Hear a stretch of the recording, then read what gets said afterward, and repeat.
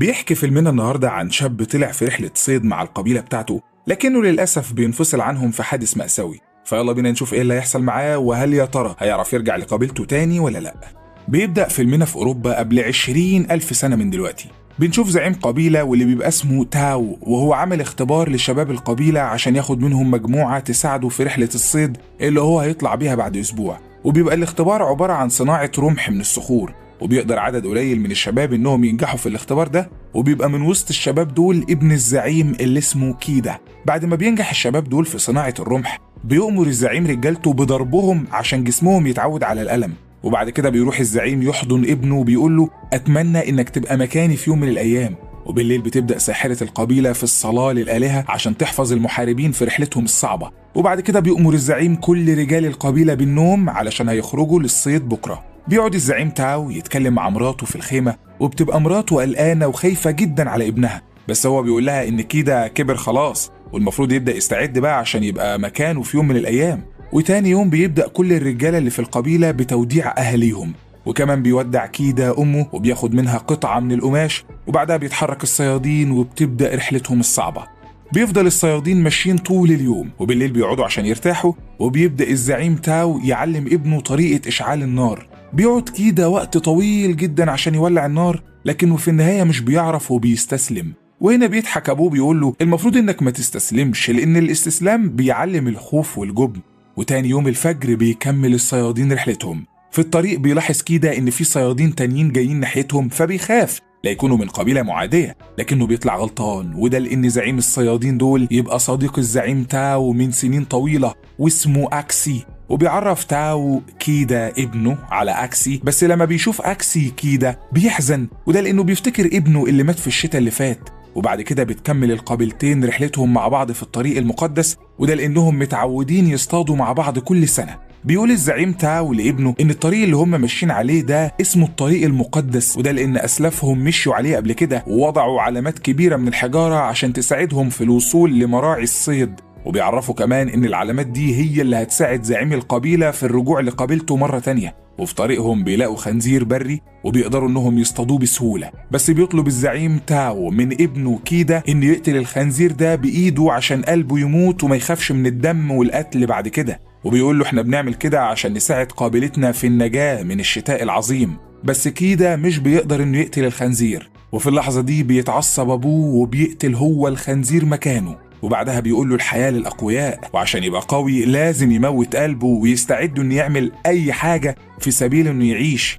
وبالليل بيتجمعوا كلهم عشان يأكلوا الخنزير، بس فجأة بيسمع الزعيم تاو صوت حيوان مفترس في المكان، فبيأمر كل اللي قاعدين بالاستعداد لمواجهة الحيوان ده. بس الصوت بيختفي والجو بيرجع هادي زي الأول، فبيقعدوا كلهم تاني عشان يكملوا أكل. وفي اللحظة دي بيهجم نمر عملاق وبيخطف شاب من الصيادين وبيهرب بيه من المكان بأقصى سرعة عنده. بيبقى الشاب بيصرخ بقى على صوته لحد ما الصوت ده بيختفي. وساعتها بيقول الزعيم لابنه كيدا إن خلاص الشاب ده مات على إيد النمر. وتاني يوم بيحطوا مجموعة من الأحجار الملونة فوق بعض، وبنعرف إنهم بيعملوا كده عشان روح الميت تحفظهم طول ما هم ماشيين على الطريق.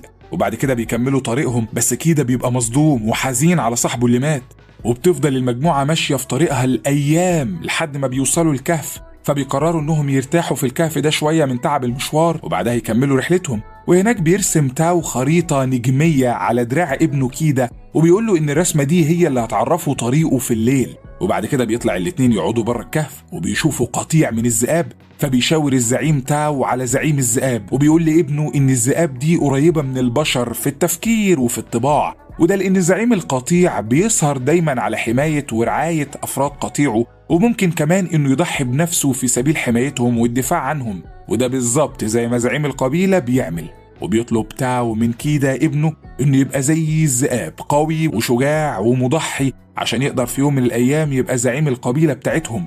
وتاني يوم بيكملوا طريقهم لحد ما بيقربوا من منطقة الصيد، وبيلاحظ الزعيم تاو إن في عدد ضخم من الجواميس البرية موجود في المنطقة دي، وبسرعة بيطلب من الرجالة بتاعته إنهم يستعدوا ويجهزوا أسلحتهم. وبتبقى المنطقة دي عبارة عن منطقة جبلية، فبتبقى خطة الزعيم تاو إنه يخلي أكبر عدد ممكن من الجواميس تنط من فوق الجبل عشان طبعا تنزل ميتة، وبعدها يجمع الجواميس الميتة دي ويقسمها هو والزعيم أكسي على بعض. وفعلا بيزحف هو واللي معاه عندهم، وفي الوقت المناسب بيأمرهم بالهجوم على قطيع الجواميس. وأول ما بتشوفهم الجواميس بتجري هي كمان ناحيتهم عشان تخلص عليهم، بس بيحدف مجموعة من الصيادين الرماح بتاعتهم ناحية الجواميس، وده بيخلي الجواميس تخاف وتجري ناحية حافة الجبل. وبتنجح خطة الزعيم تاو، وبيقع عدد ضخم من الجواميس من فوق الجبل، بس بيقدر عدد قليل من الجواميس انه يلحق نفسه ويلف تاني ناحية الصيادين. وبتستهدف واحدة من الجواميس كيدا، وبيحاول الزعيم تاو انه يقتل الجاموسة دي قبل ما تقتل ابنه، وبيقدر فعلا انه يصيب الجاموسة في ظهرها، بس بتشبك هدوم كيدا في قرن الجاموسة دي، وبتجري الجاموسة ناحية حافة الجبل وبترمي كيدا من فوق الجبل. بس كيدا بيقدر انه يمسك في صخرة بارزة من الجبل، وبيحاول ابوه يساعده في الطلوع، بس كيدا بيقع وبيفضل يتخبط في الاجزاء البارزة في الجبل لحد ما بينزل على صخرة بارزة من الجبل وبيموت. وبيتصدم الزعيم تاو وبيقعد يعيط على ابنه اللي مات، وبيحاول انه ينزل وراه بس اللي معاه بيمنعوه. وتاني يوم بياخد الزعيم أكسي مجموعة من الجواميس اللي ماتت، وبيطلب بعدها من الزعيم تاو إنه ياخد مجموعة من الجواميس هو كمان ويمشي قبل ما تعفن. وفعلا بيسمع تاو الكلام، وتاني يوم على طول بياخد الجواميس وبيعمل ضريح لابنه من الأحجار الملونة، وبعدها بياخد الصيادين اللي معاه وبيمشي. وبعد شوية بيهجم نسر على كيدا وبيحاول إنه ياكل، وفي اللحظة دي بيفوق كيدا وبيضرب النسر، وبعدها بيقعد ينادي على أبوه وهو خايف ومرعوب من المكان اللي هو فيه، بس للأسف بيبقى أبوه مشي من بدري. وبنعرف إن كيدا أغمى عليه بسبب الوقعة الشديدة اللي هو وقعها من فوق الجبل. وبيحاول كيدا إنه ينزل من على الجبل عن طريق إنه يمسك في الصخور البارزة اللي خارجة من الجبل، بس للأسف مش بيعرف، فبيفضل ماسك في الصخور دي لأنه لو ساب نفسه هيقع من فوق الجبل ويموت. وفي نفس اليوم بالليل الدنيا بتشتي جامد وبيحصل سيول، وبتكون السيول دي بحيرة ورا الجبل، فبيستغل كيدا الفرصة دي وبينط في قلب المية. وتاني يوم بتبقى المطرة خلصت وبيقوم كيدا وبيتفاجئ إن رجله بتبقى مكسورة، فبيحاول إنه يعالجها ويحط رجله ما بين حجرين وبيلف جسمه عشان يرجع العظمة لمكانها، وبعد كده بيربط رجله كويس وبيطلع فوق سطح الجبل. ولما بيطلع بيلاقي الضريح اللي أبوه عملهوله، فبيتعصب جدا لأنه مش بيبقى عارف هيرجع للقبيلة بتاعته إزاي. وفجأة بيلمح قطيع من الذئاب واقف بعيد، فبيطلع يجري لحد ما بيبعد عنهم وبينام الليلة دي فوق شجرة. وتاني يوم بيصحى وبيبدأ يجمع مية، وكمان بياكل مجموعة من الديدان لأنه بيبقى جعان جدا. وفجأة بيظهر قطيع الذئاب ده من تاني، فبيطلع يجري كيدا بأقصى سرعة عنده وبيستخبى فوق الشجرة اللي هو نام عليها امبارح. بس بيمسك واحد من الذئاب رجله وبيحاول انه ينزله على الأرض، بس كيدا بيخرج الخنجر بتاعه وبيطعن الذئب في بطنه، وبيطلع بعدها لأعلى مكان في الشجرة. وبتفضل الذئاب محاصرة الشجرة طول اليوم عشان تنتقم من كيدا، بس كيدا بيكبر دماغه وبينام. وتاني يوم لما بيصحى بيلاقي الذئاب مشيت من المكان، فبينزل من فوق الشجرة وبيبقى مقرر انه يقتل الذئب المصاب، بس بيصعب عليه شكل الذئب وبيقرر انه يعالجه من الإصابة بتاعته. وعشان كده بيربط حبل على بق الذئب وبيشيله على ظهره لأقرب بحيرة عشان يغسل الجرح بتاعه كويس. وفعلا بيوصل بالليل للبحيرة وبيبدأ يغسل الجرح بتاع الذئب، بس بيتفاجئ بوجود ضباع في المنطقة، وبسرعة بياخد الذئب وبيستخبى في أول كهف بيقابله من الضباع. وفي الكهف بيحاول انه يولع نار عشان يتدفى بس مش بيعرف. وتاني يوم بيجمع شوية أعشاب وبيطحنها كويس وبيحطها على رجله، وبعد كده بيشرب مية وبيحط شوية مية للذئب عشان يشرب هو كمان. وبعد كده بيجمع شوية ديدان من الكهف وبيطحنهم وبيقدمهم للذئب عشان ياكل، بس طعمهم مش بيعجبه. فبيطلع كيدا بره الكهف وبيحاول انه يصطاد اي حيوان عشان ياكله هو والذئب.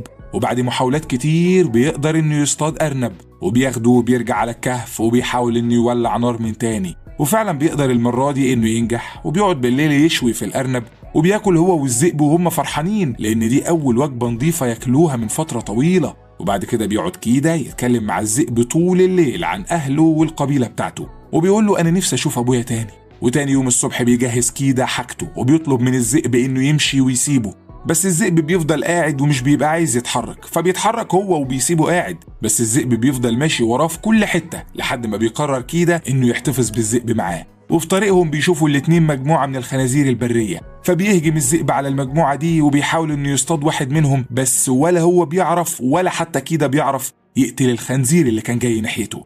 وبتمر الأيام وبتبقى علاقة الصداقة اللي ما بين كيدا والذئب بتزيد كل يوم عن اللي قبله، لدرجة إن الذئب علم كيدا الاصطياد. وفي يوم بيروح كيدا هو والذئب لبحيرة عشان يستحموا، وهناك بيطلق كيدا على الذئب اسم ألفا، وبيقرر إنه يرجع بيه لقبيلته عشان يعيش معاه هناك. وبتمر الأيام وبيقرب كيدا من القبيلة بتاعته، بس بيدخل على الشتاء، وبسبب برودة الجو بيبقى كيدا بيتقدم ببطء جدا، وده لأن الأرض بتبقى متغطية كلها بالتلج. وعشان كده بيقرر هو وألفا إنهم يصطادوا آخر حيوان ليهم، وده لأنهم مش هيعرفوا يصطادوا تاني بسبب برودة الجو. وفعلا بيقدر الاتنين إنهم يصطادوا خنزير بري بسهولة، وبيقعدوا طول الليل ياكلوا منه، وكمان بيشيلوا الباقي عشان يستعينوا بيه في رحلتهم الطويلة. وفي ليلة بيتفاجئ كيدا بقطيع من الذئاب محاصراه، فبيسحب الرمح بتاعه وبيستعد للدفاع عن نفسه وعن ألفا، بس بيطلع القطيع ده هو قطيع ألفا. فبيودع كيدا ألفا وبيطلب منه إنه يرجع تاني لعيلته، بس بعد ما بيمشي ألفا بيقعد كيدا يعيط وهو حزين على فراق ألفا. وفي نفس الوقت بيوصل الزعيم تاو للقبيلة بتاعته وبيروح لمراته وبيعرفها إن ابنها مات، فبتصرخ الأم بصوت عالي لدرجة إن كيدا بيسمع صوت صريخ أمه. وبنرجع تاني لكيدا وبنشوفه وهو ماشي بصعوبة، وده بسبب ظهور عاصفة ثلجية. بس وهو ماشي بيلاحظ إن في قطيع من الذئاب قاعد بيفترس فريسة، فبيطلع يجري ناحيتهم على أمل إنه يلاقي ألفا معاهم. وفجأة بيتشقق التلج من تحتيه وبيقعد كيدا في المية وبيبقى هيغرق، بس ألفا بتظهر وبتنقذه من الغرق. وبعدها بيروح يولع نار وبيقلع هدومه اللي بتبقى مبلولة، وبينام في حضن صديقه ألفا الليلة دي. وتاني يوم بيكمل الاتنين طريقهم، وبيبقى الأكل اللي معاهم خلص وبيبقوا خلاص هيموتوا من الجوع هما الاتنين. وفجأة بيظهر قدامهم خيمة، فبيفرح جدا كيدا لأنه بيبقى فاكر إنه خلاص وصل للقبيلة بتاعته، بس للأسف بتطلع إن الخيمة دي بتاعت راجل عايش لوحده. بيبقى الراجل ده ميت من البرد ومش بيبقى فيه أي أكل في الخيمة، فبياخد كيدا القوس اللي كان مع الراجل ده وبعدها بيكمل طريقه. وفجأة وهم ماشيين في الطريق بيطلع عليهم مجموعة من الضباع، فبيهرب منهم كيدا وألفا وبيدخلوا يستخبوا في كهف تلجي. وفجأة بيسمع الاتنين صوت حيوان مفترس في الكهف، وفي اللحظة دي بيظهر قدامهم نمر عملاق، وبيحاول النمر انه يقتل كيدا، بس ألفا بيهجم على النمر وبيدخل الاتنين في معركة عنيفة مع بعض. وبيبقى النمر قوي جدا وبيبقى خلاص هيقتل ألفا، بس كيدا بيستجمع شجاعته وبيرمي سهم على النمر، فبيقع النمر على الأرض وبيموت. وبعد ما بيموت النمر بيولع كيدا نار وبيبدأ يعالج ألفا من الجروح الخطيرة اللي في جسمه. وتاني يوم بيكمل الاتنين طريقهم، بس بيبقى الجو برد جدا وبيبقى ألفا مش قادر يتحرك من التعب والبرد، وعشان كده بيشيل كيدا ألفا وبيكمل الطريق لحد ما بيوصل للقبيلة بتاعته. ولما بيدخل كيدا للقبيلة بيبقى الكل واقف مصدوم لأنهم بيبقوا فاكرينه ميت، وأول ما بيشوف كيدا أبوه وأمه بيقع على الأرض وبيغمى عليه. وفي اللحظة دي بيجري الزعيم تاو هو ومراته على كيدا وبيحضنوه وبيعيطوا من الفرحة. وبعد كده بياخد الزعيم تاو كيدا ابنه والذئب ألفا وبيروح عند الساحرة بتاعة القبيلة، وبتبدأ الساحرة تعالج الاتنين، وفجأة بتولد ألفا مجموعة من الذئاب الصغيرة. فبيتصدم كيدا جدا، وده لأنه كان مفكر إن ألفا ذكر مش أنثى. وبعدها بيروح يحضن ألفا وبيقول لها ما تقلقيش، احنا دلوقتي بقينا في أمان. وبتمر الأيام وبيكبر أبناء ألفا وبيبقوا أقوياء، وبيعلمهم كيدا الصيد. ومن ساعتها وبدأت القبيلة تستعين بأبناء ألفا في حملات الصيد بتاعتهم،